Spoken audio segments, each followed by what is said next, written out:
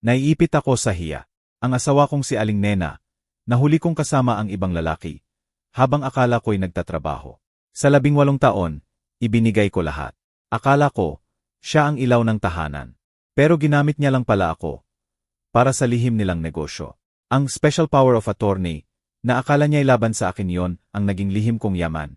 Ang aking trump card ng katotohanan. Hindi ito paghihiganti. Ito ay hustisya, para maibalik ang aking dangal, at matuto siya. Kung nakaranas ka rin, I like, share.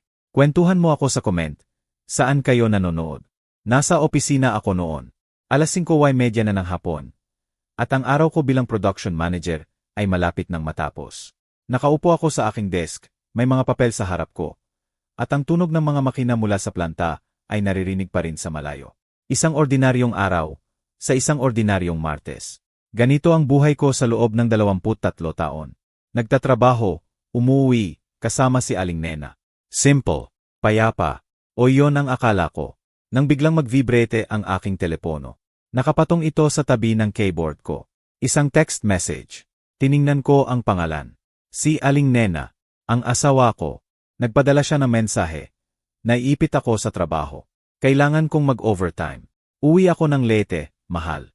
Bumuntong hininga ako. Naiintindihan ko naman. Minsan, ganoon talaga. May mga araw na kailangan talagang mag-sacrifice. Kailangan tapusin ang mga gawain. Hindi naman ito ang unang beses. Madalas din akong mag-overtime sa pabrika.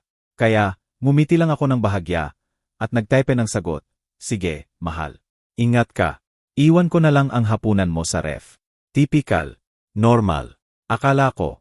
Pero may isang bagay na bumagabag sa akin. Isang munting tunog sa isip ko. Hindi ko maipaliwanag. Hindi ko maalis. Para itong isang maliliit na ingay sa makina. Maliit lang. Pero alam mong naroroon.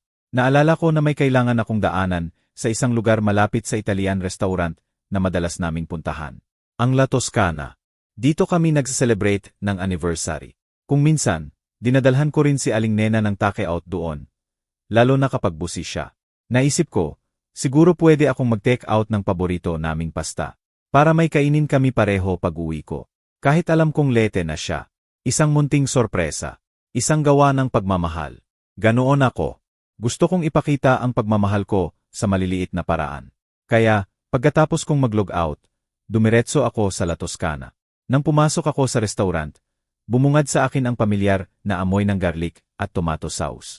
Maraming tao. Bayernes kasi. Nakita ko kaagad si Kuya Ben, ang paborito naming waiter. Matagal na siyang nagtatrabaho doon. Kilala niya na kami ni Aling Nena. Laging nakangiti. Laging nagbibiro.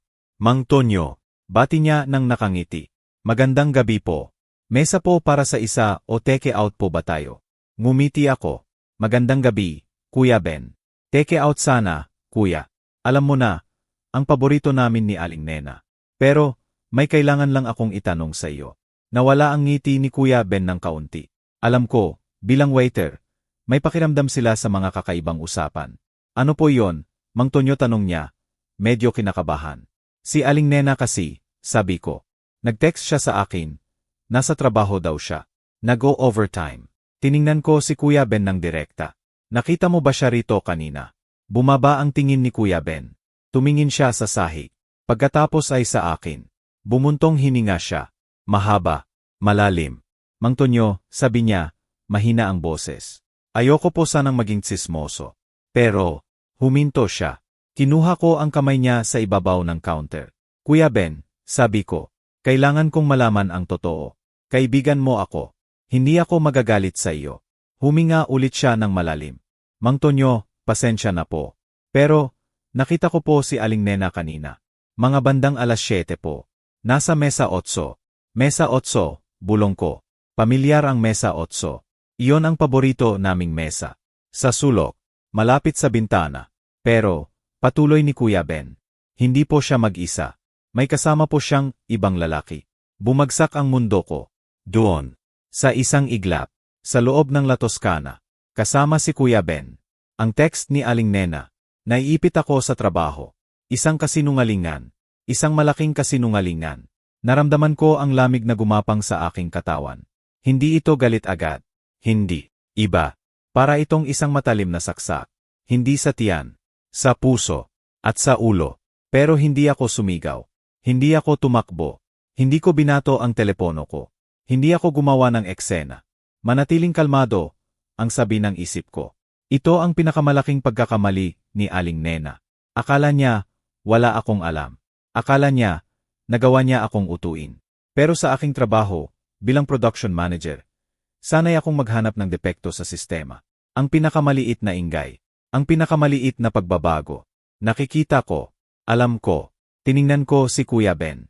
Nakikita ko ang pag-aalala sa kanyang mukha. Okay lang po ba kayo? Mang Tonyo tanong niya. Ngumiti ako. Ngumiti ako. Hindi ngiti ng kaligayahan. Ngiti ng pag-unawa. Ngiti ng isang taong alam niya na nasa bitag na ang kanyang kalaban. Okay lang ako, Kuya Ben, sabi ko. Salamat sa iyo. Sa katotohanan, tinapik ko ang balikat niya. CJ, Kuya Ben, cancel na lang ang take-out. Uwi na lang ako. Lumabas ako sa restaurant. Naglalakad ako. Tahimik. Pero ang isip ko ay parang isang makina. Mabilis. Nagbibilang. Nagpaplano. Doon, sa labas ng La Toscana, sa gitna ng gabing iyon, nagdesisyon ako. Hindi ako magpapatalo. Hindi ako hahayaan na balewalain ang lahat ng pinaghirapan ko. Hindi ako magiging biktima. Ang hindi alam ng asawa kong si Aling Nena, ang hindi naiisip ng lalaking iyon na kasama niya sa mesa 8, ay alam ko na ang lahat. At kapag sinabi kong lahat, lahat talaga. Ito ay hindi lamang isang affair. Ito ay isang bagay na mas malalim, mas masakit, at mas mapanlin lang. Iyon ang simula. Ang simula ng aking paglalakbay patungo sa katotohanan. At sa kapayapaan. Pero bago ang gabi sa La Toscana, bago ang pait ng katotohanan, mayroon ng mga senyales. Mga maliliit na bagay lang. Mga pira-pirasong impormasyon. Mga butil ng pagdududa na unti-unting itinanim sa aking isip. Dahan-dahan. Tahimik. Nagsimula ang lahat mga 4 na buwan na ang nakakaraan. Isang Martes noon. Ang araw na iyon sa trabaho ay natapos ng maaga. May problema kasi sa linya ng produksyon. Pero mabilis naming naayos. Kaya, imbes na alas 7, nakauwi ako ng alas 5:30 pa lang. Isang sorpresa dapat iyon kay Aling Nena. Gusto ko sanang sorpresahin siya. Baka nagluluto na siya. O nanonood ng tea. Iniisip ko, pwede kaming magkape ng mas maaga. Magkwentuhan. Ganoon ang buhay namin. Simple. Tahimik. Pagbukas ko ng pinto, wala namang kakaiba agad. Ang bahay ay gaya ng dati. Malinis. Maayos. Naririnig ko ang boses ni Aling Nena. Nasa sala. Kausap niya ang telepono. Wala namang masama doon. Normal lang. Pero nang marinig niya ang pagbukas ng pinto, at nakita niya ako, doon. Doon nagsimula ang lahat. Agad. Agad niyang pinutol ang tawag. Hindi man lang siya nagpaalam. Hindi man lang niya sinabing, sige, tawag na lang ako mamaya, o umuwi na ang asawa ko. Basta pinindot niya ang pulang buton. Basta. At inilapag ang telepono sa mesa. Parang mainit. Parang may kinakatakutan. Maaga ka, sabi niya. Ang boses niya, normal. Masyadong normal. Ang ngiti niya, normal. Masyadong normal. Lumapit siya. Hinalikan ako sa pisngi. Tinanong kung kumusta ang araw ko. Lahat ay parang perpektong nasa ayos. Pero para sa akin, para sa isang Mang Tonyo na sanay sa pagmamasid ng mga makina, ng mga sistema, may kakaibang tunog. Isang ingay na hindi dapat naroroon. Isang depekto. Hindi ko ito sinabi. Hindi ko siya kinompronta. Basta inilagay ko lang sa isang sulok ng aking isip. Ini-archive ko. Dahil alam ko, ang isang ingay ay maaring pagbabago lang. Pero kung paulit-ulit ito, kung may pattern, doon may problema. At nagsimulang lumabas ang mga pattern. Mga 2 linggo lang pagkatapos ng insidenteng iyon. Nagsimulang umuwi ng late si Aling Nena. Hindi naman araw-araw. Martes. At Huwebes. Laging 2 araw sa isang linggo. May meeting kasi kami sa logistics team. Paliwanag niya. Ang dami kasing trabaho ngayon sa opisina. Normal lang naman yan. Sa trabaho niya bilang administrative coordinator sa isang kumpanya ng transportasyon. Talagang may mga mahabang meeting. Maraming papels. Maraming kliyente. Pero napapansin ko ang maliliit na bagay. Ang kanyang buhok. Hindi naman magulo. Pero iba ang ayos. Parang inayos ng 2 beses sa isang araw. Parang may pinaghandaan. Pagkatapos ng buong araw sa opisina, dapat medyo gulo-gulo na. Pero hindi. Malinis. Ayos. Ang makiup niya. Mas sariwa. Mas bagong-bago. Parang kakalabas lang ng bahay. Hindi parang galing sa 1-0 oras na trabaho. At ang pabango. Isang gabi, napansin ko. Bagong pabango tanong ko. Ang bango, iba. Hindi ang dati niyang ginagamit. Isang pabango na hindi ko pa narinig sa kanya. Irekomenda ito ng isang kasamahan. Sagot niya ng kaswal. Gusto mo ba? Okay lang, sabi ko. Sinubukan kong maging normal. Pero ang isip ko, nagtatala na. Nagbibilang. Nag-a-analyze. Lumipas ang 2 linggo. Saka lang lumabas ang bote ng bagong pabango sa banyo namin. 2 linggo. Ibig sabihin, sa loob ng 2 linggo, nagpapabango siya bago umuwi. Hindi sa bahay. Nagpapabango siya sa ibang lugar. Bago ako makita, inilagay ko rin iyon sa isang sulok ng aking isip. Isa pang butil. Isa pang depekto sa sistema. Tapos, ang telepono. Ang telepono ni Aling Nena. Dati, laging nakalapag sa mesa habang naghahapunan kami. Nag-uusap kami. Kumakain. Kung may notif, tinitingnan niya. Walang problema. Walang tago. Pero biglang nagbago. Nagsimulang tumira ang telepono sa bag niya. O nakatago. O naka-silent mode. O nakataob sa mesa. May problema ba sa telepono mo, tanong ko minsan. Hindi naman, bakit? Kasi dati, lagi mong iniiwan na nakalabas. Ay, Mang Tonyo, sabi niya, napansin ko kasi na masyado akong nakatutok sa telepono. Gusto kong maging mas present. Makipag-usap sa iyo ng maayos. Makatwiran naman ang tunog. Maraming tao ang gumagawa niyan ngayon. Nagsisikap na maging mas present. Nagsisikap na hindi masyadong nakatutok sa mga gadget. Kaya, pinaniwalaan ko. Sa una. Pero may isang bagay ulit. Maliit lang. Pero mahalaga. Kapag pupunta siya sa banyo, dala niya ang telepono niya. Lagi. Kung gusto mong maging present, bakit kailangan mong dalhin ang telepono mo sa banyo? Hindi ba't iyon ang oras para humiwalay sa lahat ng distractions? Hindi ako selosong tao. Hindi talaga. Si Aling Nena at ako ay 18 taon ng kasal. Maraming pinagsamahan. Maraming pinagdaanan. May stable kaming buhay. Hindi kami iyong mga mag-asawang laging nag-aaway. Narerespeto namin ang isa't isa. O iyon ang akala ko. Pero ang mga pattern na iyon, unti-unti silang nag-iipon. Ang biglaang pagputol ng tawag. Ang Martes at Huwebes na late. Ang pabango. Ang cellphone na laging nakatago. Nagsisimulang magugnay-ugnay ang mga butil. Parang mga piyesa sa isang makina. Hindi pa malinaw ang buong larawan. Pero alam ko. Alam ng aking instinct. May isang bagay na mali. May isang bagay na hindi tugma. At hindi ko ito pwedeng balewalain. Hindi ko na pwedeng balewalain. Doon, sa gitna ng aking tahimik na pag-oobserba, sa mga gabi na nagpapanggap akong wala akong napapansin, dahan-dahan kong inihahanda ang aking sarili. Dahil alam ko, ang susunod na hakbang ay hindi na paghihinala. Ito ay paghahanap ng kumpirmasyon. At alam kong malapit na iyon. Napakalapit na. Ang mga butil ng pagdududa, unti-unti nang nagiging maliliit na bato sa aking isip. Hindi ko palubos na maintindihan ang buong larawan. Pero alam kong may mali. Ang tahimik kong pagmamasid ay nagpapatuloy. Parang isang investigador na nakatago sa dilim. Naghihintay lang ng tamang pagkakataon. Dumating ang isang Sabado. Isang payapang Sabado ng umaga. Ang sikat ng araw ay pumapasok sa aming bintana. Nagbibigay ng gintong kulay sa sala. Nag-almusal kami ng tahimik. Si Aling Nena, nagkakape. Ako naman, nagbabasa ng dyaryo. Normal na normal. Pagkatapos mag-almusal, sinabi niya, Mang Tonyo, maliligo lang ako. Ang init kasi. Tumango lang ako. CJ, mahal. Magpahinga ka muna. Umakyat siya sa itaas. Naiwan ang telepono niya sa nightstand sa kwarto. Hindi ko naman talaga iniisip na tingnan yon. Hindi ako ganoon. Hindi ako uri ng asawa na magbubukas ng telepono ng kanyang kabiyak. Tiwala ang pundasyon ng aming pagsasama. O iyon ang akala ko. Pero habang tahimik akong naglilinis ng pinagkainan, nagulat ako. Narinig ko. Nag-vibrate ang telepono ni Aling Nena. Mula sa kwarto. Maliit na ingay lang. Pero sapat para marinig ko. Kinilabutan ako. Naramdaman ko ang kaba. Bakit ako kinabahan? Alam kong nasa banyo siya. Alam kong maliligo siya. Hindi niya maririnig. Sa loob ng ilang segundo, nag-iisip ako. Dapat ko bang tingnan? Dapat ba akong sumilip? Hindi, Mang Tonyo. Mali iyan. Masama iyan. Pero, ang mga butil ng pagdududa. Ang mga pattern. Ang pabango. Ang telepono na laging nakatago. Ang Martes at Huwebes na late. Kailangan kong malaman. Kailangan kong kumpirmahin. Para matulog ako ng mahimbing. O para magising ako sa katotohanan? Naglakad ako ng dahan-dahan papunta sa kwarto. Ang mga hakbang ko ay halos hindi marinig.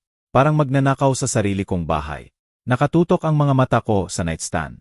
Naroon ang telepono ni Aling Nena. Nakailaw ang screen. Isang mensahe. Sa lock screen. Hindi ko binuksan ang telepono. Hindi ko hinawakan. Basta nakita ko lang ang mensahe. Ang pangalan ng contact, Gina, office. At ang mensahe, kita tayo bukas, gaya ng napagkasunduan. Parang may sumabog sa loob ng ulo ko. Gina, office. Kita tayo bukas, gaya ng napagkasunduan. Ano ang napagkasunduan? Sino si Ate Gina? Bakit niya kailangang kausapin si Aling Nena sa Sabado para magkita bukas na Linggo, kung sa opisina lang sila? Ang lamig na naramdaman ko sa La Toscana. Naramdaman ko na yon bago pa man. Dito, sa loob ng aming kwarto, sa isang payapang Sabado ng umaga. Hindi ako gumawa ng ingay. Hindi ko hinawakan ang telepono. Basta bumalik ako sa sala. Umupo. Nagkunwari na walang nangyari. Nagkunwari na hindi ko nakita. Pero ang aking puso, bumibilis. At ang aking isip, tumatakbo na. Kinabukasan, Linggo. Nagising ako na may mabigat na pakiramdam. Alam kong darating ang araw na ito. Alam kong may mangyayari. Pagkatapos ng almusal, gaya ng inaasahan, sinabi ni Aling Nena, Mang Tonyo, may kailangan akong gawin sa opisina. Kailangan naming i-review ni Ate Gina ang ilang report para sa Loons. Gina. Naroon ulit ang pangalan. Ngayon, binanggit niya ng harapan. Linggo, tanong ko. Sinubukan kong gawing kasual ang tono ko. Hindi masyadong nagtanong. Hindi masyadong interesado. Mang Tonyo, sagot niya. Alam mo na kung paano pag high season. Kung hindi natin gagawin ngayon, magiging gulo sa Loons. Hindi tayo makakaraos. Makatwiran naman ang kanyang paliwanag. Mukhang lehitimo. Pero sa loob ko, alam ko na ang totoo. Isa itong alibi. Isa itong kasinungalingan. Umalis siya ng alas 11 ng umaga. Nakasuot ng mga damit na pan-opisina. Nagmamadali. Hinalikan ako sa pisngi. Babye, Mang Tonyo. Uwi ako ng maaga. CJ, mahal. Ingat ka. Ang bawat salita ay parang kutsilyo na bumaba sa aking lalamunan. Pero kailangan kong sabihin. Kailangan kong panatilihin ang aking maskara. Umuwi si Aling Nena ng alas 4 ng hapon. 5 oras. 5 oras para mag-review ng report. Masyado bang matagal o normal lang ba yon sa loob ko? Alam ko na. Masyadong matagal. Hindi lang report ang ginagawa niya. Nang gabing iyon, habang naghahapunan kami, sinubukan ko ulit. Naisip ko, susubukin ko siya. Para makita kung paano siya magre-react. Aling Nena, sabi ko ng casual. Dapat imbitahan mo si Ate Gina para maghapunan minsan. Trabaho kayo ng trabaho. Gusto ko rin siyang makilala. Huminto siya sa pagguya. Kalahating segundo lang. Napakabilis. Pero nakita ko. Ang paghinto. Ang bahagyang pagtaas ng kanyang mga mata. Ang munting pagkabigla. Siyempre, Mang Tonyo, sabi niya, at muling ngumiti. Muli, ang normal na ngiti. Muli, ang normal na boses. Ayusin natin iyan balang araw. Balang araw, bulong ko sa sarili ko. Alam kong walang balang araw. Alam kong hindi ko kailanman makikilala si Ate Gina. Dahil alam ko na, si Ate Gina ay hindi isang Ate Gina talaga. At noon ako nagdesisyon. Hindi na ito simpleng paghihinala. Hindi na ito butil ng pagdududa. Ito na ay katotohanan. Ang katotohanan na may isang bagay na malalim, masakit, at nakatago. Doon ako tumigil sa pagtatanong kung may nangyayari ba. Nagsimula na akong magtanong kung ano exactly ang nangyayari. Kailangan ko ng kumpirmasyon. Hindi para sa paghihiganti. Hindi para sa galit. Kundi para sa aking sarili. Para malaman ko ang totoo. Para malaman ko kung ano ang kinakaharap ko. Kung ang 18 taon ng aming pagsasama ay magtatapos, kailangan kong malaman ang bawat detalye. Kaya, ginawa ko ang pinakamagaling kong gawin. Nag-obserba ako, nagdokumenta, at naghintay. Dahil alam ko, darating ang pagkakataon. At handa na ako. Handa na si Mang Tonyo. Patuloy ang mga araw. Patuloy ang aking pagpapanggap. Sa bawat Martes at Huwebes na umuwi si Aling Nena ng Leyte, sa bawat pagkakataon na itinago niya ang kanyang telepono, lalong lumalalim ang aking hinala. Ang aking isip, isang makina, ay patuloy na nagtatala, nag-analisa ng bawat pattern. Isang Miyerkules ng umaga, nag-almusal kami. Habang tinitingnan ko ang aking tablet, inilapag ni Aling Nena sa harap ko ang isang brown folder. Mang Tonyo, kailangan mong pirmahan ito, sabi niya, may bahagyang kaba sa boses. Ipinaliwanag niya na isa itong special power of attorney. Para raw mas simple ang mga transaksyon sa joint account namin. Gusto niya itong pirmahan ko agad, ngayon mismo, para madala niya na sa bangko kinabukasan. Ang pagmamadali niya, ang kanyang pilit ng ngiti, nagbigay sa akin ng pulang ilaw. Ito ang senyales. 3 pahina ito ng legal na termino. Aling Nena, sabi ko. Kailangan kong basahin ng maingat. Kahit na pilit niyang ipinipilit, iginiit ko na babasahin ko muna sa gabi. Nang umalis siya, binuksan ko ang folder. Gaya ng aking hinala, kapag may gustong ipapirma agad, mayroong malalim na dahilan. At hindi ito maganda para sa akin. Binasa ko ang bawat salita, bawat clause. At doon ko natuklasan ang katotohanan. Hindi lang ito para sa simpleng transaksyon. Ang special power of attorney na iyon ay magbibigay kay Aling Nena ng kapangyarihan na ibenta ang aming mga ari-arian, maglipat ng titulo, at ubusin ang aming mga investment. Lahat ng pinaghirapan namin sa loob ng 18 taon. Kayang kunin ng walang kaalam-alam ko. Narito na ang malaking plano. Ang dahilan ng lahat ng pagbabago. Hindi ito simpleng affair. Ito ay isang detalyadong plano para iwan ako na walang-wala. Ang paghihinala ko ay naging kumpirmasyon. Isang masakit na kumpirmasyon. Pero sa sandaling iyon, nagdesisyon ako.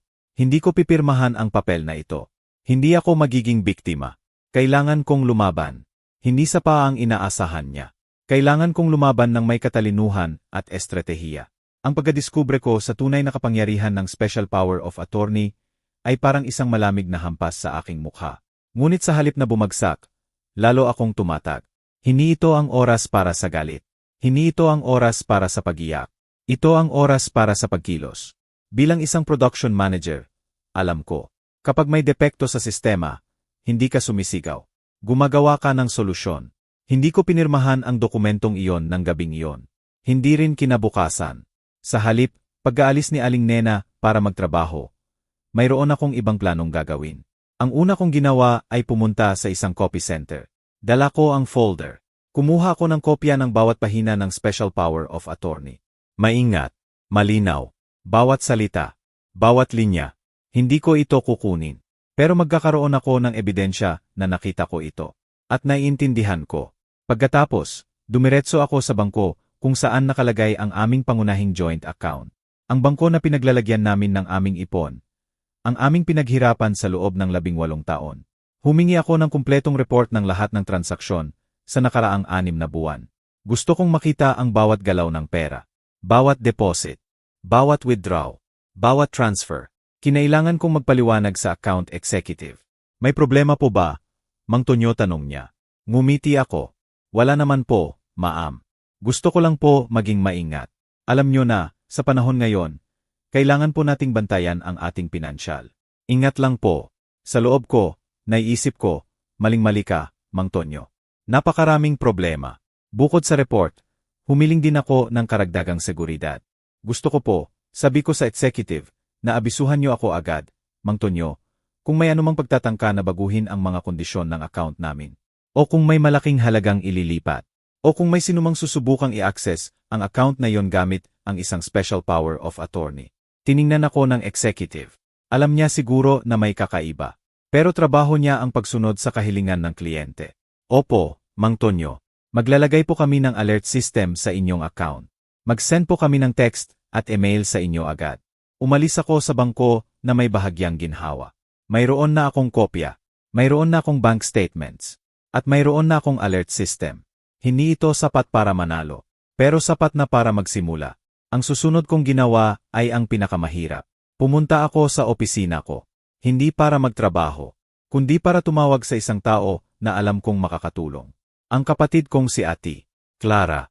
Si Ati, Clara ay mas bata sa akin ng ilang taon. Pero matalino, may prinsipyo, at abogado siya. Abogado na dalubhasa sa divorce. Nakakatawa, hindi ko akalain na kakailanganin ko ang kanyang serbisyo. Sa lahat ng tao, siya. Ati, Clara, sabi ko sa telepono. Ang boses ko, may bahagyang panginginig. Kailangan kong humingi ng tulong mo. Narinig ko ang pag-aalala sa kanyang boses. Mang Tonyo, may problema ba? Ayos ka lang ba? Hindi, Ati. Clara. Hindi ako okay. At malaki ang problema. Ikinuwento ko ang lahat. Ang mga pattern. Ang telepono. Ang Martes at Huwebes. Si Ed Gina. Ang Special Power of Attorney. Binasa ko sa kanya ang mga detalye. Lahat ng nakasulat sa dokumento. Nakinig siya ng tahimik. Hindi siya nagsasalita. Hindi siya nagtatanong. Pinatapos niya lang ako. Kapag tapos na ako, nagkaroon ng mahabang katahimikan. Pagkatapos, nagsalita siya. Mang Tonyo, huwag mong pipirmahan ito. Alam ko, Ati. Clara. Kaya nga kita tinawagan. Hindi, Mang Tonyo, sabi niya. Ngayon, ang boses niya, seryoso. Hindi mo naiintindihan kung gaano ito kasama. Ang dokumentong ito ay binuo sa isang napaka-espesipikong paraan. Ang gumawa nito ay alam na alam ang ginagawa niya. Kung pipirmahan mo ito, kayang iwan ka ni Aling Nena na walang-wala. At teknikal, legal ang lahat. Hindi mo siya pwedeng kasuhan. Kinilabutan ako. Ang aking hinala ay kinumpirma ng propesyonal. Gaano ito kalala, Ati? Clara. Mang Tonyo, malala. Kayang ibenta ang bahay ninyo. Kayang ubusin ang mga account. Kayang ilikidete ang lahat ng iyong investment. At dahil ito ay isang special power of attorney na kusang loob mong pinirmahan, napakahirap na itong ihabol pagkatapos. Halos impossible. Nagtago ako sa upuan ko. Tumingin ako sa bintana ng opisina ko. Nakikita ko ang mga manggagawa sa ibaba. Gumagalaw. Nagtatrabaho. Lahat ay nasa ayos. Lahat ay sumusunod sa proseso. Pero ang mundo ko, wala sa ayos. Ano ang payo mo, Ati? Clara, tanong ko. Ang boses ko, mahina. Una, Mang Tonyo, sabi niya, ngayon, ang kanyang tono ay nagsimulang maging estratehiko. Alam kong nagsisimula na siyang maglano. Hindi ka pipirma. Pangalawa, kailangan mong pumunta sa opisina ko. Gayon mismo. May mga bagay tayong kailangang ihanda. Kasi Mang Tonyo, kung humihingi si Aling Nena nito, ibig sabihin, may malaki siyang pinaplano, at kailangan nating mauna. Kailangan nating protektahan ang sarili mo. Nang hapong iyon, pumunta ako sa opisina ni Ati. Clara. Nasa sentro ito, sa isang lumang gusali na may mabagal na elevator. Ang opisina niya ay puno ng legal na libro. Amoy lumang papel at mainit na kape. Mang Tonyo, sabi niya, naupo sa harap ko na may notebook. Ikwento mo ang lahat. Bawat detalye. Ikinuwento ko ang lahat. Ang pagputol ng tawag. Ang pabango. Ang cellphone. Ang Gina. Ang mga linggo sa opisina. Lahat. Detalyado. Nakinig si Ati. Clara nang walang sagot. Nagtatala. Nagsusulat. Nang matapos ako, inilapag niya ang ballpen sa mesa. May iba pa ba, tanong niya? Hindi ito tanong. Ito ay pahayag. Sa palagay ko, sagot ko. Mang Tonyo, sabi niya, seryoso ang tingin sa akin. Sa special power of attorney na ito, lano niyang iwan ka na walang-wala bago humingi ng divorce. O mas malala pa, baka hindi niya planong humingi ng divorce. Baka plano lang niyang umalis na bitbit ang lahat ng pinaghirapan ninyo. Umiling ako. Ang sakit. Ang sakit ng katotohanan. Mang Tonyo, sabi ni Ati. Clara, gusto mo pa bang kasal ka sa kanya? Ang tanong na iyon, tumama sa akin. Mas malakas kaysa sa inaasahan ko. Hindi dahil hindi ko alam ang sagot, kundi dahil ito ang unang pagkakataon na may nagtanong nito sa akin ng malakas. Hindi ako nag-iisip. Walang pag-alinlangan. Hindi, sabi ko. Kung ganoon, sabi ni Ati. Clara, kailangan nating kumilos. Pero nang may katalinuhan. Kung kukumprontahin mo siya ngayon, itatanggi niya ang lahat. Sasabihin niya na ikaw ay paranoid. Na mali ang interpretasyon mo sa prokurasin. At itutuloy niya ang kanyang plano. Nang mas maingat lang. Hindi tayo pwedeng maging emosyonal. Kailangan nating maging estratehiko. Ano ang iyong mungkahi, Ati?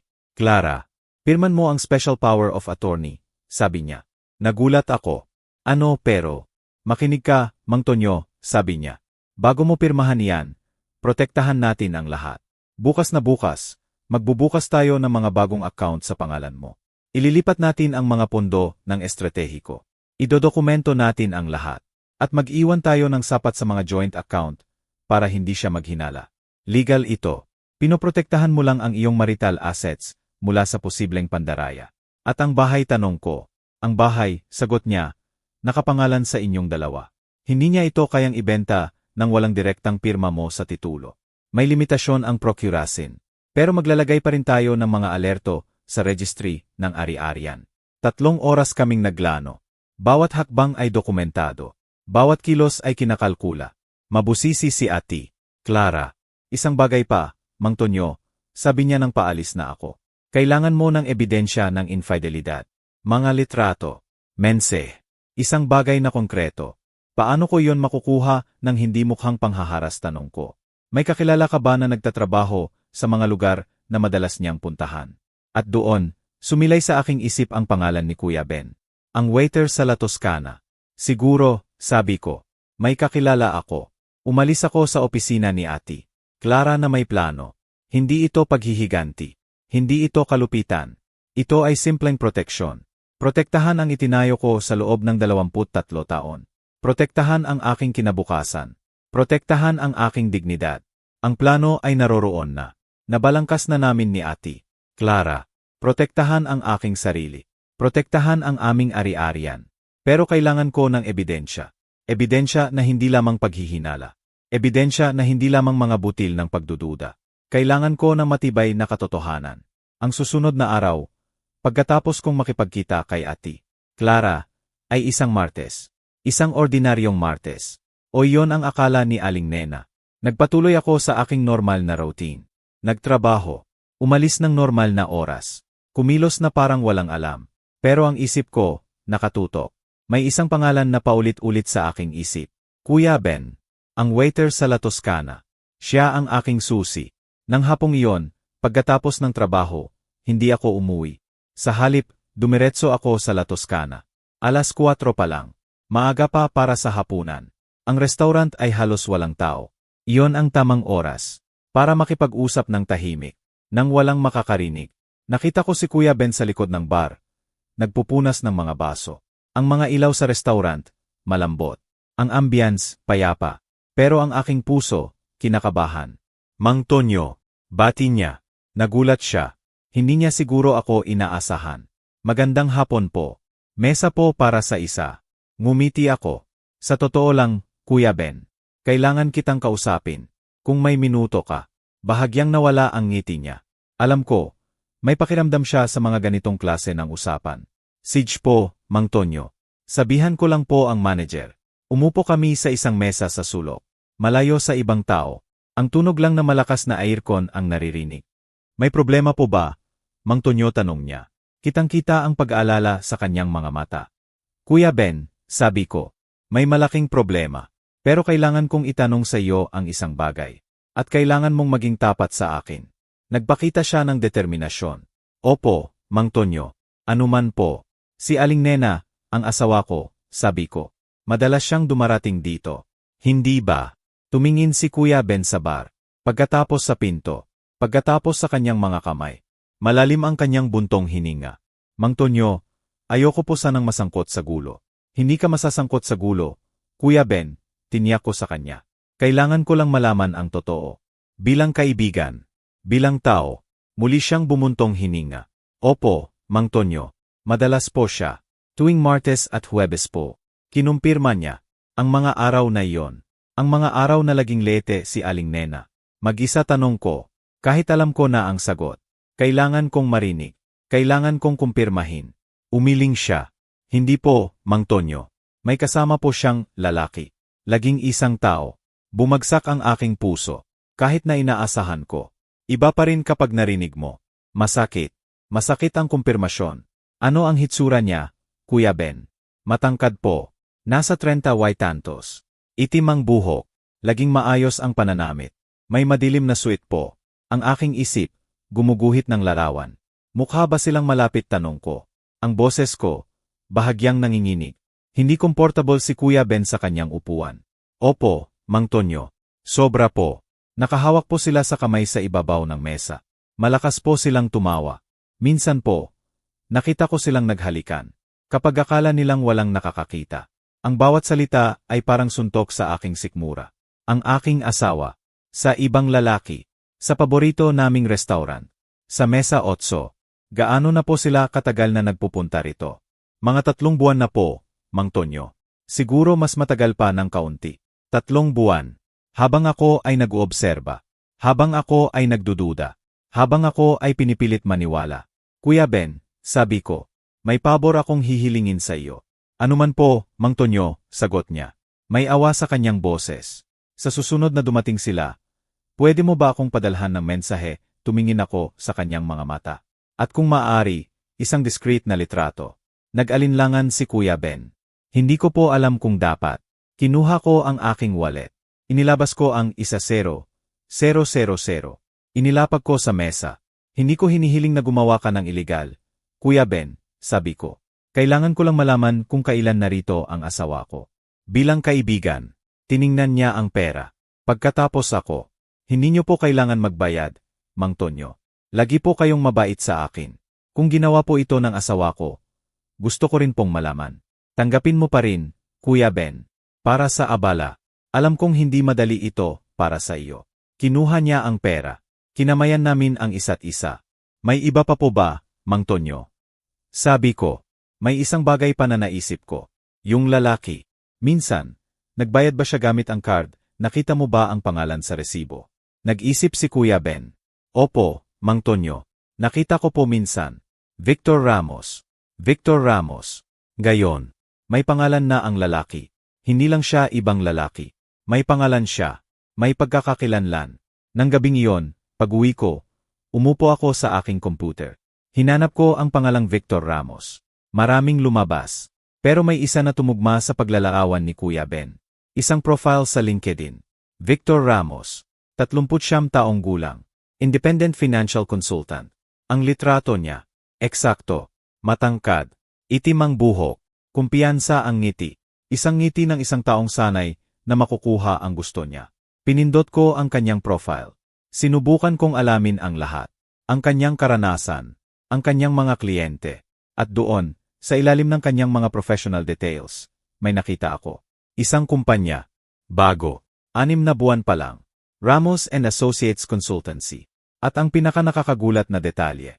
Ang mga rehistradong kasosyo. 2 pangalan. Victor Ramos. At Aling Nena Mendoza. Ang asawa ko. Ang asawa ko. Kasosyo siya ng lalaking ito. Mayroon silang kumpanya. Isang kumpanya na hindi ko alam. Isang kumpanya na itinago niya sa akin. Isang kumpanya na malamang ay pinopondohan nila. Gamit ang pera namin. Ang pera na dapat ay sa aming dalawa. Narito ang buong plano. Hindi lang ito affair. Hindi ito simpleng pagtataksil. Ito ay isang proyekto. Isang kinabukasan na sabay nilang itinatayo. Gamit ang aking pera. Gamit ang aking pinaghirapan. Agad kong nag-screenshot ng lahat. Ang profile ni Victor. Ang kumpanya. Ang mga public records. Ipinadala ko ang lahat kay Ate Clara. 1-0 minuto. 1-0 minuto lang. Nagring ang telepono ko. Si Ate Clara. Mang Tonyo, sabi niya. May sorpresa sa kanyang boses. Mas maganda ito kaysa sa inaakala ko. Ano, Ate Clara? May ebidensya tayo ng pandaraya, Mang Tonyo, sabi niya. Gumagamit siya ng pundo ng mag-asawa para sa negosyo na itinago niya sa iyo. Nagbabago ito ng lahat. Malaking bagay ito. Pero kailangan ko pa ng higit. Kailangan ko ang litrato. Kailangan ko ang eksaktong sandali. Nakunan. Hindi may tatanggi. Ang mga butil ng pagdududa, ngayon ay naging isang malaking, nakakatakot na katotohanan. At alam ko, nagsisimula pa lang ang laban. Ang katotohanan na si Aling Nena ay kasosyo ni Victor Ramos sa isang kumpanya, na pinondohan pa ng aming pinaghirapan, ay nagpabago sa lahat. Hindi na lang ito usapin ng pagtataksil. Ito ay usapin ng pandaraya, ng pagnanakaw, ng pagbalewala sa lahat ng itinayo namin. Nang gabing iyon, matagal akong nag-isip. Naroon na ang ebidensya ng affair. Pero para mapatunayan ang pandaraya, kailangan ko ng higit pa. Kailangan ko ng mga detalyadong galaw. Mga petsa, mga lokasyon, hindi lang basta mga hinala.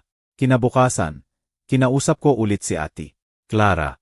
Ate Clara, nakita ko na ang Ramos and Associates. Si Aling Nena, kasosyo ni Victor Ramos. Pinondohan gamit ang ating pera. Alam ko, Mang Tonyo, sabi niya. Ang kanyang boses, puno ng seryosong tono. Tiningnan ko na rin ang mga public records. Ang initial capital ng kumpanya ay 2.5 milyon. At base sa mga bank movements na nakuha natin, si Aling Nena ay naglilipat ng maliliit na halaga. 50,000 dito, 100,000 doon, mula sa inyong joint accounts patungo sa isang personal account niya sa loob ng 7 buwan. Sa kabuuan, nailipat niya ang eksaktong 2.4 milyon. Parang may sumipa sa aking dibdib. 2.4 milyon. Pera na dapat ay nasa aming savings. Pera na pinaghirapan ko sa loob ng maraming taon. Ginagamit niya para magtayo ng kinabukasan sa ibang lalaki. Illegal ba iyan, ati? Clara, tanong ko. Technical, Mang Tonyo, bilang joint accounts, may karapatan siyang ilipat ang pera, paliwanag niya. Pero sa isang proseso ng divorce, ito ay malinaw na dissipation of marital assets. Lalo na dahil ginamit niya para sa personal na benepisyo at ng isang third party, nang hindi mo nalalaman. Kailangan niyang ibalik iyan.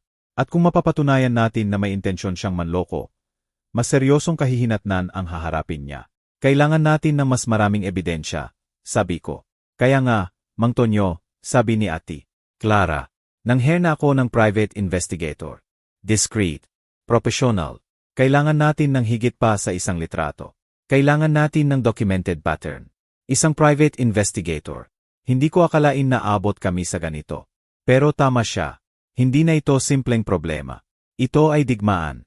At kailangan kong magkaroon ng lahat ng armas. Sa sumunod na 10 araw, naging normal ako sa bahay. Nagpapanggap, pero sa trabaho, nakikipag-ugnayan ako sa investigator. Ang mga report ay dumarating sa encrypted email. Bawat isa ay parang suntok sa aking sikmura. Martes, Marso 18, si Aling Nena at Victor Ramos ay nagtanghalian sa isang cafe sa sentro. 2 oras. Malapit ang kanilang usapan. Nakita na inilagay ni Victor ang kamay niya sa pisngi ni Aling Nena. Huwebes, Marso 20, nagkita sila sa opisina ng Ramos and Associates. Pumasok ng alas 6 ng gabi. Lumabas ng alas 10 ng gabi. Ang mga ilaw sa ikalawang palapag ay nanatiling nakabukas sa buong panahong iyon. Trabaho. O kunwari trabaho. Sabado, Marso 22, sinabi ni Aling Nena na pupunta siya sa supermarket. Sa halip, pumunta siya sa isang apartment sa hilagang bahagi ng syudad. Dumating si Victor Ramos 15 minuto pagkatapos. Nanatili sila sa loob ng 3 oras. Bawat report, bawat litrato, bawat timestamp, pinapatunayan nito ang lahat ng aking hinala. Lahat ng aking pinangambahan. Hindi ako nagulat. Dahil alam ko na. Pero ang sakit ng kumpirmasyon. Ibang bagay ang maghinala. Ibang bagay ang makita ang katotohanan. Nakaayos, sunod-sunod. Gaano pa karami ang kailangan natin, Ati? Clara, tanong ko matapos suriin ang ikalimang report. Pakiramdam ko, sapat na. Sobra pa nga. May sapat na tayo para sa divorce, Mang Tonyo, sabi niya. Pero may isa pang bagay na ikinababahala ko. Ano iyon? Ang special power of attorney na pinirmahan mo. Hindi pa niya ito ginagamit. Hindi sa anumang mahalagang paraan. Ibig sabihin, naghihintay siya ng tamang panahon. Anong panahon iyon?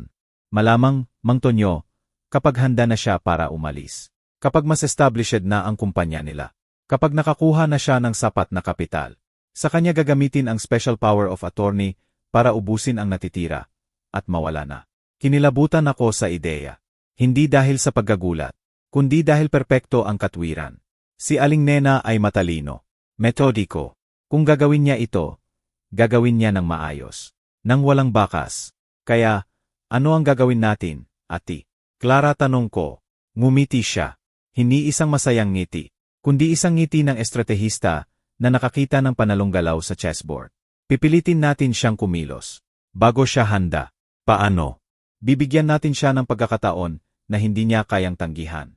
Ang planong iyon ay nangangailangan ng panlilinlang. Ngunit alam ko, ito ay para sa sarili kong proteksyon. Ito ay para sa hustisya. Nang sumunod na Biyernes, habang naghahapunan kami, kaswal kong ibinaba ang impormasyon.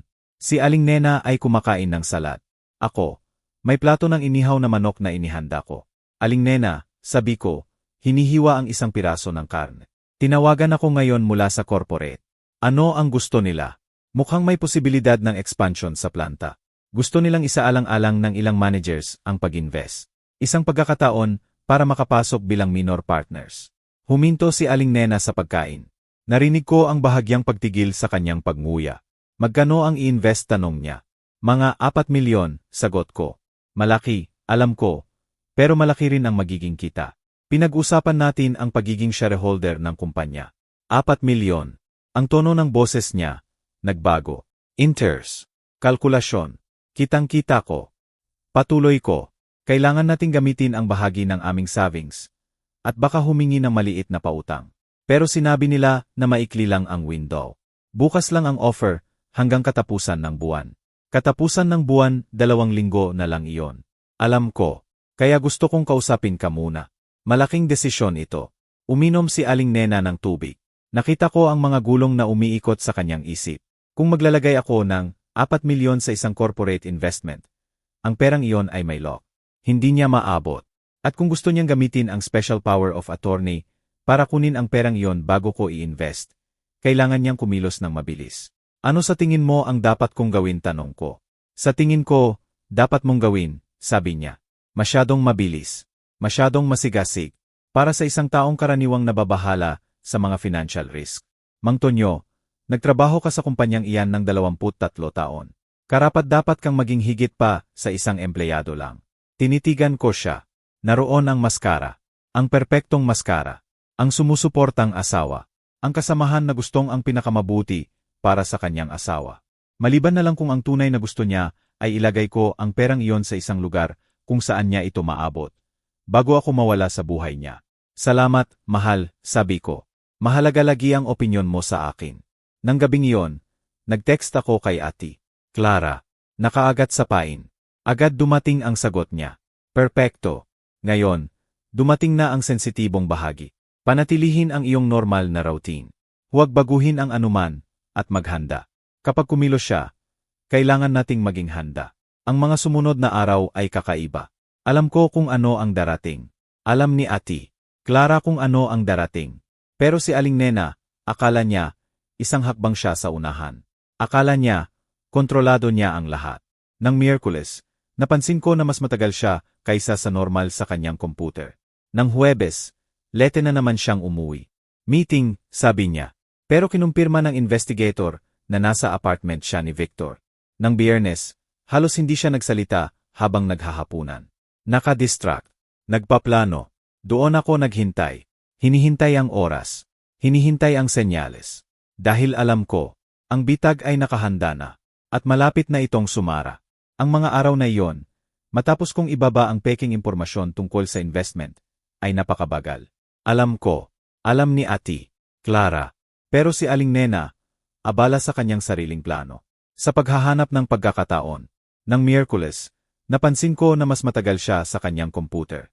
Nang Huwebes, lete na naman siyang umuwi. Meeting, ang sabi niya. Pero kinumpirma ng investigator na nasa apartment siya ni Victor. Nang Biyernes, halos hindi siya nagsalita sa hapunan. Nakadistract. Nagpaplano. Ang aking isip, handa. Hinihintay ko ang senyales. Dahil alam ko, hindi niya ito palalampasin. Ang 4 milyon na investment. Ang maikling window para makakuha ng pera. Kailangan niyang kumilos. Dumating ang Lunes. Isang ordinaryong Lunes ng umaga. Nag-almusal kami. Nagkunwari akong excited sa investment opportunity. Ngumiti siya. Halos matamis. Pero sa likod ng ngiting iyon, alam kong may iba. Nang hapon, nang 11:15. Iyon ang oras. Sumabog ang telepono ko. Isang text mula kay Ate Clara. Movement detected. Nasa bangko na siya. Kaalis lang niya sa pagsumite ng special power of attorney. Bumilis ang tibok ng puso ko. Hindi dahil sa kaba, kundi dahil sa kumpirmasyon. Naroon na. Nagsisimula na ang lahat. 20 minuto pagkatapos, dumating ang isa pang text. Sinubukan niyang mag-withdraw ng 3.5 milyon. 3.5 milyon. Halos lahat ng natitira sa account na iyon. Ang pera na sinadya kong iwan para sa kanya. Para makita kung gaano siya kaganit. Sinabi ng manager, patuloy ang text ni Ate Clara, na kailangan ng karagdagang verification dahil sa halaga. Ipinilit niya na ang prokurasin ay nagbibigay sa kanya ng kumpletong autoridad. Naririnig ko ang eksena sa aking isip. Si Aling Nena, kumpiyansa, nagmamadali. Ang manager, nagdududa. Ang aming mga alerto, gumagana. 1-0 minuto pa. Hiniling sa kanya na maghintay. Kitang-kita ang kanyang kaba. Hinihintay ko. Bawat segundo. Bawat tibok ng puso. Pagkatapos, 2:00. Ang huling text. Ipininform na ng manager na may alerto sa account, Mang Tonyo, at kailangan niyang makipag-ugnayan sa iyo, ang pangunahing may-ari. Namutla siya. Kaalis lang niya sa bangko. Bumuntong hininga ako ng malalim. Tagumpay. Ang plano, gumana. 5 minuto lang pagkatapos. Nagring ang telepono ko. Nakita ko ang pangalan. Si Aling Nena. Huminga ako ng malalim. Sinagot ko. Mang Tonyo ang boses niya. May panginginig. Sabihin mo. Nasa bangko ako, Mang Tonyo. May problema sa prokurasin. Anong klaseng problema? Aling Nena, sinubukan kong gawing kalmado ang boses ko. Hindi ko ipinaramdam na alam ko. Hindi ko alam. Sabi nila, kailangan kanilang kausapin, na may alerto sa account. Naglagay ka ba ng alerto? Ang tanong na iyon. Ang pagsubok. Bakit mo susubukang maglipat ng pera mula sa investment account? Aling Nena, direktang tanong. Walang patumpik-tumpik. Katahimikan. Isang mahaba, siksik na katahimikan. Ang uri ng katahimikan na nagkumpirma sa lahat ng alam ko na. Kailangan ko lang. Maglipat, sabi niya, pilit. Maglipat ng 250,000. 250,000 sinubukan niyang kunin ang 3.5 milyon. Ngayon, 250,000 lang ang sinasabi niya. Isang kasinungalingan. Isa pang kasinungalingan. Para saan, Aling Nena? Komplikado, Mang Tonyo. Ipapalam ko sa iyo sa bahay. Hindi. Ipaliwanag mo ngayon. Mang Tonyo, hindi ito ang panahon. Nasa gitna ako ng bangko. Kung gayon, lumabas ka sa bangko. Sabi ko, ngayon, ang boses ko, matigas. May autoridad. At pumunta ka sa opisina ko. Gayon.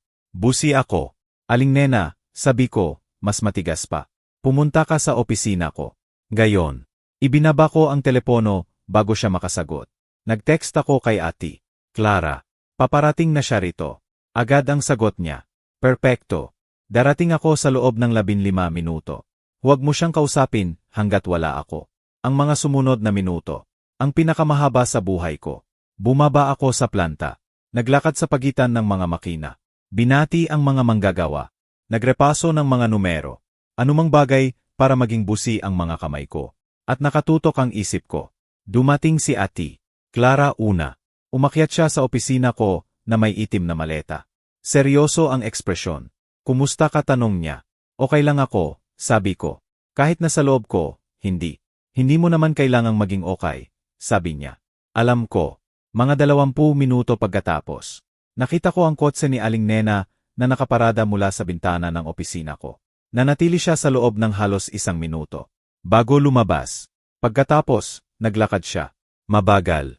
Para bang bawat hakbang, isang pagpapahirap. Kumatok siya sa pinto ng opisina ko. Binuksan ko. Ang kanyang ekspresyon. Nagbago.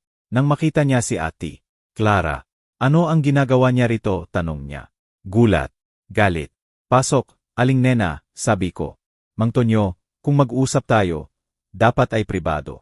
Si Ate Clara ang abogado ko, sabi ko. Mananatili siya rito. Nawala ang kulay sa kanyang mukha. Ang abogado mo, abogado para saan? Umupo ka, Aling Nena. Umupo siya sa upuan sa harap ng desko. Si Ate Clara, nakatayo sa tabi ng bintana. Magkakrus ang mga braso. Ako, nakasandal sa desko. Tinitingnan siya ng direkta. Gaano ka nakatagal kay Victor Ramos, tanong ko. Walang pasubali. Direkta. Bumukas ang bibig niya. Sumara. Bumukas ulit. Ano? Victor Ramos. 39 taong gulang. Financial consultant. Ang kasosyo mo sa Ramos and Associates Consultancy. Gaano ka nakatagal nakikipagtalik sa kanya? Hindi ko alam ang sinasabi mo. Naglapag si Ate Clara ng folder sa desk. Binuksan. Nasa loob ang mga litrato. Mga litrato ni Aling Nena at Victor. Sa restaurant. Sa cafe. Papasok sa apartment. Magkahawak kamay. Naghahalikan. Ang mga litratong ito ay kinunan sa loob ng nakaraang 3 linggo. Sabi ni Ate Clara. Ang boses niya, profesional. Malamig. Pero ayon sa aming investigator, ang relasyon ay umabot na ng hindi bababa sa 4 na buwan. Posibleng mas matagal pa. Tiningnan ni Aling Nena ang mga litrato. Para itong mga ahas na malapit ng kumagat sa kanya. Namutla. Ang takot. Kitang-kita. Sinundan niyo ako. Sinubaybayan niyo ako. Nagdokumenta kami. Pagtutuwid ni Ate Clara. May pagkakaiba. Lalo na kapag may hinala kami ng financial fraud. Fraud, wala akong ginagawang illegal. 2.4 milyon, sabi ko. Ang aking boses, matatag. Inilipat unti-unti mula sa ating joint accounts, patungo sa personal account mo sa loob ng nakaraang 7 buwan. Pera na ginamit mo para magtayo ng kumpanya kasama ang iyong kabit. Nang hindi ko nalalaman, akin din ang perang iyon. Atin yon. At ginamit mo para sa personal na benepisyo nang hindi kumukonsulta sa akin. Iyan ang tinatawag na dissipation of marital assets. Bukod pa rito, patuloy ni Ate Clara, habang naglalagay ng mas maraming dokumento sa desk. Sinubukan mong mag-withdraw ng karagdagang 3.5 milyon kaninang umaga. Gamit ang isang special power of attorney na nakuha mo sa ilalim ng maling pretenses. Sinabi mo na ito ay para simplipikahin ang mga bank transaction. Sa totoo lang, ito ay para ubusin ang mga account bago iwanan ang iyong asawa. Tiningnan ako ni Aling Nena. May luha na sa kanyang mga mata. Gayon, Mang Tonyo, hayaan mo akong magpaliwanag. Sage, Aling Nena, magpaliwanag ka. Ako, si Victor at ako, nagsimulang magtrabaho na magkasama 1 taon na ang nakakaraan. Trabaho lang. Huminto siya. Umiiyak na. Pero pagkatapos, na-inlove ka, tinapos ko para sa kanya. At nagpasya ka na gusto mo ng buhay kasama siya. At ang buhay na yon ay popondohan mo gamit ang pera ko. Hindi ganoon. Kung gayon, paano? Aling Nena, paano nga ba? Nanatili siyang tahimik. Tumulo ang luha sa kanyang pisngi. Sinisira ang makiyop na maingat niyang inilagay. Akala ko napansin mo na, sabi niya sa wakas, basag ang boses. Akala ko alam mo. At hindi mo lang pinapansin. Anong hindi ko pinapansin talaga bang naniwala ka doon? Hindi ka nagtatanong. Hindi ka nagsasabi ng anuman. Akala ko, Mang Tonyo, baka gusto mo ring umalis dito. Kung gayon, Aling Nena, dapat sana ay kinausap mo ako. Dapat sana ay naging tapat ka. Dapat sana ay natapos natin ito bilang mga sibilisadong matatanda. Patawad, sabi niya. Hindi mo pinagsisisihan, sabi ko. Ang boses ko, matigas. Pinagsisisihan mo na nahuli ka. Iba iyon. Inilagay ni Ate Clara ang isa pang dokumento sa desk. Ito ang mga papeles ng divorce. Handa na ang lahat. Malinaw ang paghati ng ari-arian. Mababawi ni Mang Tonyo ang buong 2.4 milyon na inilipat mo. Ang bahay, na nakapangalan sa inyong dalawa, ay ibebenta at hahatiin ng pantay. Ang mga natitirang account ay hahatiin din ng pantay. Bukod ba sa inilipat na ni Mang Tonyo bilang proteksyon na kanyang karapatan. At isinusuko mo ang anumang claim sa mga benepisyo sa pension o sa trabaho. Tiningnan niya ako. Ang kanyang mga mata, puno ng galit. Ng hinanakit. Ito ang gusto mo sirain ako. Hindi kita sinisira, Aling Nena, sabi ko. Hayaan ko lang na ang kahihinatnan ng iyong mga aksyon ay magkaroon ng bigat. May pagkakaiba. Nanatili siyang nakaupo. Umiiyak. Walang masabi. Nang lumabas si Aling Nena sa aking opisina, dala ang kanyang mga papeles ng divorce na hindi pa napipirmahan. Alam ko. Alam kong hindi pa ito tapos. Hindi pa natatapos ang laban. Ang ekspresyon ng kanyang mukha, ang galit sa kanyang mga mata, ang pagdanggi niyang tanggapin ang katotohanan, iyon ang mga senyales. Tatawag siya kay Victor, sabi ni Ate Clara, habang inilalagay ang mga dokumento sa kanyang maleta. Alam ko, sagot ko, at malamang ay sasabihin sa kanya na lumaban, na maghanap ng sarili niyang abogado, na huwag magpa-intimidate, patuloy ni Ate Clara. Alam ko rin, sabi ko. Handa ka ba para doon? Mang Tonyo ang tanong niya. Tiningnan ko siya. May kapayapaan sa aking puso. Kahit na alam kong magiging mahirap. Ate Clara, sabi ko. 2 buwan ko nang inihahanda ang sarili ko para rito. Kung gusto niyang lumaban, lumaban siya. Pero talo siya. Tumango ang kapatid ko. Tandaan mo lang, Mang Tonyo, ito ay nagsisimula pa lang. Ang komprontasyon ang madali. Ang darating ngayon ang mahirap. Tama siya, gaya ng dati. Nang gabing iyon, hindi umuwi si Aling Nena. Walang Aling Nena. Tahimik ang bahay. Mas tahimik kaysa sa dati. Nag-text siya sa akin ng 8:00. Makikipatuloy ako sa isang kaibigan. Kailangan kong mag-isip. Hindi ako sumagot. Walang dapat sabihin. Basta nagpatuloy lang ako sa aking routine. Nagpainit ako ng hapunan na inihanda ko ng nakaraang araw. Nanonood ako ng balita. Nagrepaso ng ilang report sa trabaho. Nagkunwari na normal ang lahat. Dahil sa totoo lang, nagre-reorganize lang ang buhay ko. Hindi ito guguho. Nang 11:00 ng gabi, habang nagbabasa ako sa sala, nagring ang telepono ko. Isang hindi kilalang numero. Nag-alinlangan ako. Sinagot ko. Mang Tonyo, boses ng lalaki.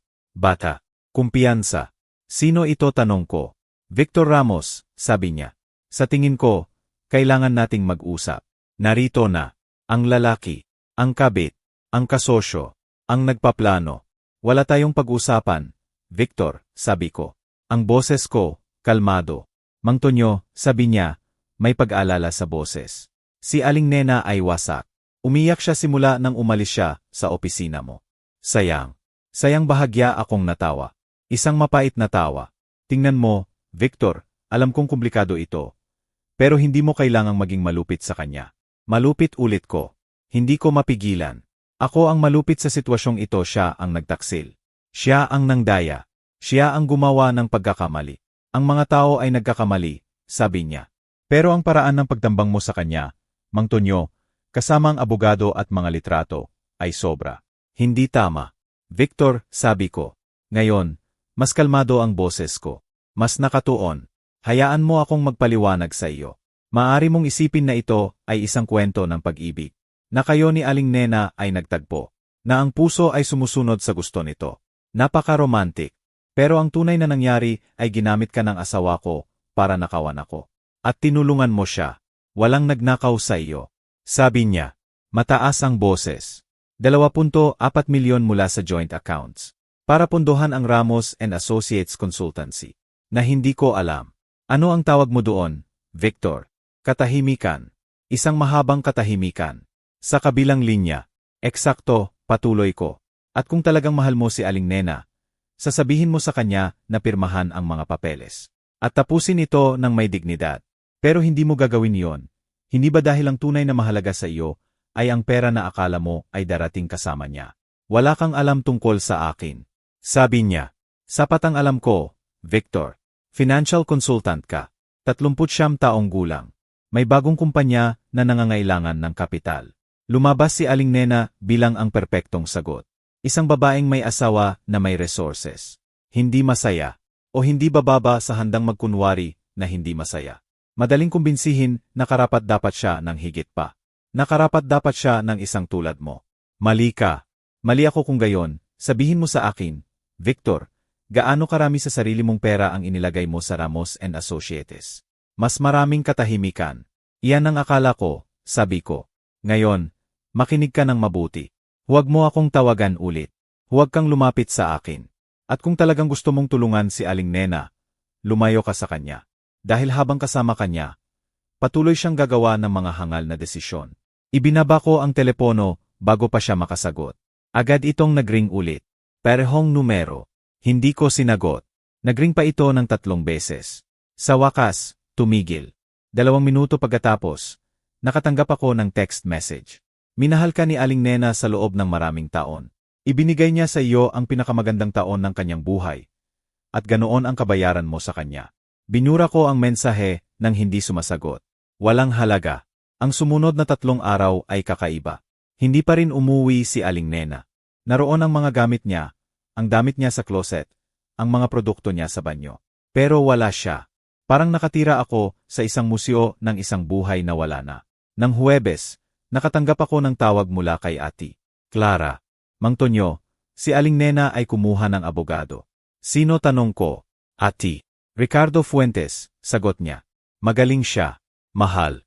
Malamang si Victor ang nagbabayad ng honorarium. Ano ang ibig sabihin niyan para sa atin? Ate Clara. Ibig sabihin, Mang Tonyo, lalaban siya. Sasabihin nila na ang perang inilipat niya mula sa joint accounts ay lehitimong kanya. Sasabihin nila na ang kumpanya ay isang lehitimong proyekto. At walang pandaraya. Susubukan nilang ilaawan ka bilang kontrolado at siya bilang biktima. Maaari silang manalo sa mga argumentong iyon, hindi ba? Hindi. Pero kaya nilang pahabain ito. At habang humahaba ito, mas nagiging mahal para sa lahat. Malamang iyan ang estratehiya. Pahirapan ka. Hanggat tanggapin mo ang mas kaunting paborableng termino. Hindi ko tatanggapin ang mas kaunting paborableng termino. Alam ko, Mang Tonyo, inihahanda lang kita. Hindi na ito magiging mabilis. Hindi na ito magiging malinis. Tama siya. Nang Biyernes, nakatanggap ako ng sulat mula sa abogado ni Aling Nena. Ito ay lahat ng prediksyon ni Ate Clara. Inakusahan ako ng kontroladong pag-uugali. Sinabi na sinubaybayan at ginipit ko si Aling Nena na ang mga litrato ay paglabag sa privacy. Na ang perang inilipat niya ay lehitimong pamamahala ng personal na resources. Nagtapos ang sulat sa isang kontraproposisyon. Pantay na paghati ng lahat. Kasama ang bahay, ang mga account, At ang aking mga benepisyo sa pension. Basically, gusto ni Aling Nena ang kalahati ng lahat ng hindi ibinabalik ang ni isang sentimo nang inilipat niya. Ipinasa ko ang sulat kay Ate Clara. Ang kanyang sagot, ridiculous. Huwag kang sumagot, Mang Tonyo. Ako na ang bahala. Nang gabing iyon, nag-text sa akin si Kuya Ben. Pasensya na po sa istorbo, Mang Tonyo. Pero nandito po ulit si Aling Nena at Victor. Mesa 8. Akala ko po gusto nyo pong malaman. Tiningnan ko ang mensahe ng matagal.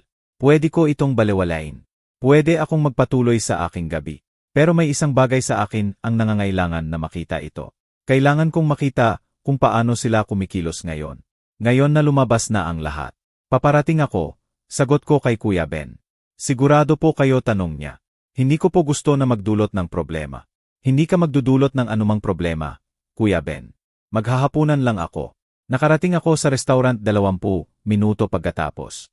Biyernes ng gabi. Puno ang lugar. Nakita ako ni Kuya Ben na pumasok. At nanlaki ang kanyang mga mata. Pero sinenyasan ko siya na kumalma. Umupo ako sa isang mesa sa kabilang bahagi ng salon. Mula doon, nakikita ko ang mesa 8. Nakatayo si Aling Nena sa akin. Si Victor ay nasa harap niya. Nag-uusap sila. Mahina. Magkalapit ang mga ulo. May bote ng alak sa mesa. Kalahati na ang laman. Nakapatong ang kamay ni Victor sa kamay ni Aling Nena. Umupo ako. Umorder. Kumilos na parang hindi sila umiiral. Inabot ng 1-0 minuto bago nila napansin na naroon ako. Si Victor ang unang nakakita sa akin. Naghigpit ang kanyang porma. May sinabi siya kay Aling Nena. Lumingon siya. Nagdagpo ang aming mga mata. Sa buong restaurant. Nakita ko ang takot sa kanyang mga mata. Ang pagkalito. Siguro kaunting hiya. Tinaas ko lang ang aking baso ng tubig. Sa isang tahimik na senyas. Isang bati lang. Walang salita. Agad na tumayo si Aling Nena. Si Victor din. Nag-iwan sila ng pera sa mesa. At lumabas.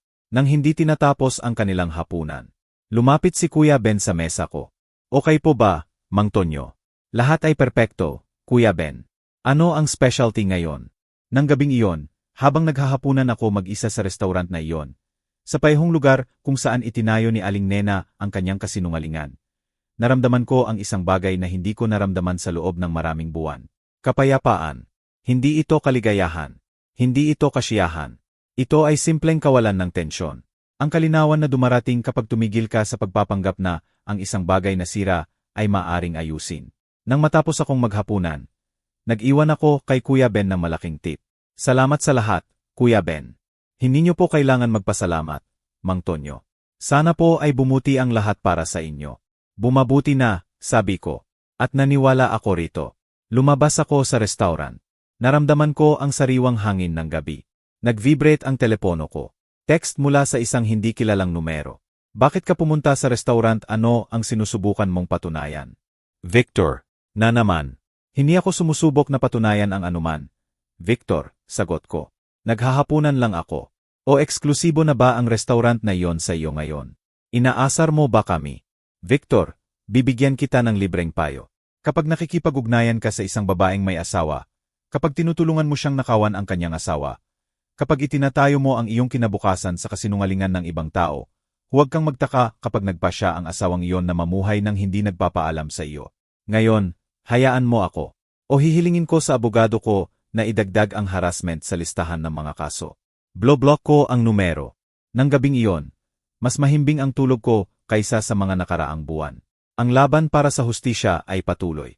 At handa ako.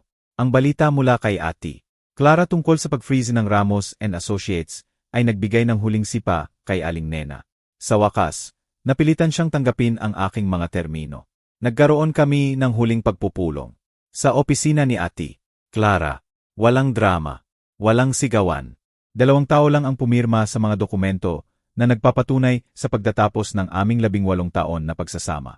Sa sandaling iyon, naramdaman ko ang kapayapaan. Isang kapayapaan na matagal kong hinanap. Pagkatapos noon, mabilis na nabenta ang aming bahay.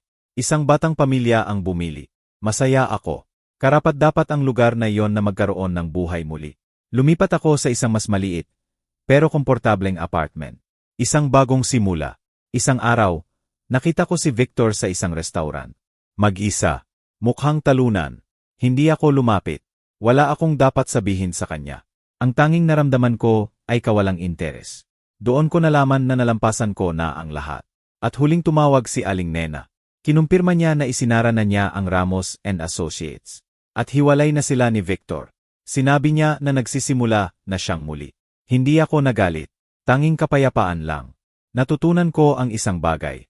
Ang hustisya ay hindi ang pagsira sa iba. Ito ay ang pagprotekta sa iyong sarili.